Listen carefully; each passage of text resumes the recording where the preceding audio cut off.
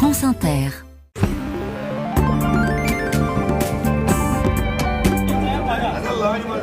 Et c'est d'abord en Inde que nous sommes, Kevin, avec de longues files d'attente. Oui, devant les bureaux de vote du Cachemire, surveillés par des policiers ou des militaires armés, parce que ce scrutin est très sensible. C'est le premier depuis la reprise en main totale de l'Inde sur cette région. C'était en 2019. Avant cela, le Cachemire bénéficiait d'un statut de semi-autonomie, ce qui permettait d'éviter une partie des problèmes, alors que le territoire est disputé depuis 1947, source de tensions entre l'Inde et le Pakistan. Mais ce fut l'une des décision forte du Premier ministre Narendra Modi, nationaliste hindou, reprendre le contrôle en nommant directement un gouverneur. Les près de 9 millions d'électeurs sont donc appelés depuis aujourd'hui à choisir leur exécutif régional. La participation s'annonce très forte dans cette région à grande majorité musulmane. Beaucoup espèrent infliger une défaite à Narendra Modi, qui de son côté promet de ramener la paix dans cette région où il existe d'importants groupes indépendantistes armés.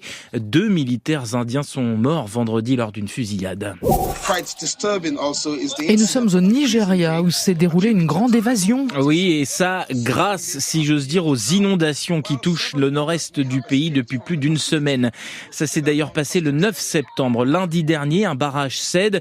La ville de Maïdougouri, capitale de l'état de Borno, se retrouve en partie submergée. Et sous l'effet de ces torrents d'eau, le mur de l'enceinte principale de la prison s'écroule. Décision est donc prise par les autorités de transférer les prisonniers vers d'autres établissements.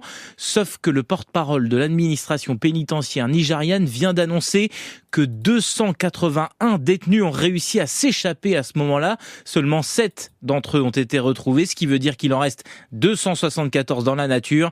Ils sont évidemment activement recherchés, mais avec des milliers de sinistrés, des pénuries de nourriture et des risques d'épidémie de choléra, notamment. L'urgence est clairement ailleurs dans cette région du Nigeria. Et puis nous sommes aux États-Unis avec un drôle de juré. Oui, nous sommes à New York, lundi, avant l'ouverture d'un procès dans une affaire de fraude à la crypto-monnaie. Le tribunal choisit ses 12 jurés et parmi les personnes tirées au sort, le numéro 16, un certain David Letterman, le seul, l'unique, la star de la télé, animateur du Late Show de la chaîne NBC pendant 22 ans. Alors comme n'importe qui, David Letterman a dû répondre aux questions du juge et des avocats des deux parties et évidemment il n'a pas pu s'empêcher de faire quelques blagues quand on lui demande où il habite. Il répond Hartford, une ville du Connecticut, précisant tout de suite que non, effectivement c'est une blague puisque sinon ça le disqualifie pour être juré à New York. C'est hyper drôle.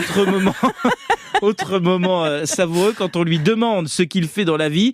Je travaille pour une entreprise appelée Netflix, référence aux quelques programmes qu'il a menés sur la plateforme depuis la fin de son Late Show.